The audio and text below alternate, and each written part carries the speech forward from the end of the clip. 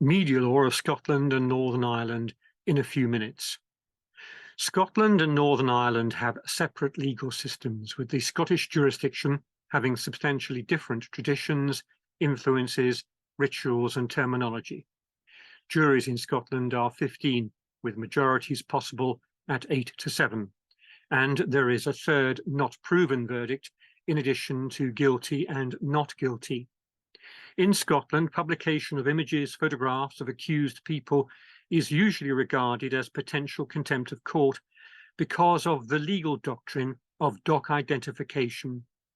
There are no youth juvenile courts in Scotland, and young people aged 17 and younger, investigated for criminal offences, are dealt with by a children's panel system.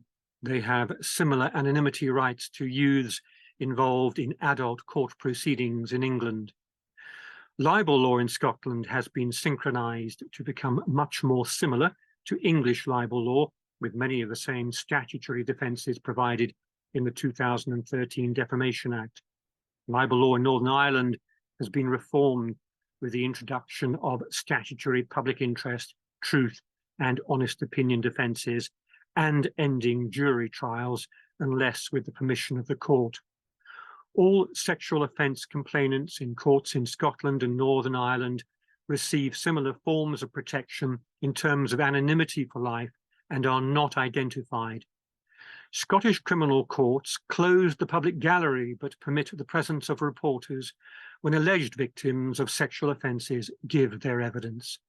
In Northern Ireland, some courts are willing to permit anonymity for criminal defendants if there is strong evidence that identification will undermine their right to life because of the risk of vigilante attacks or reprisals.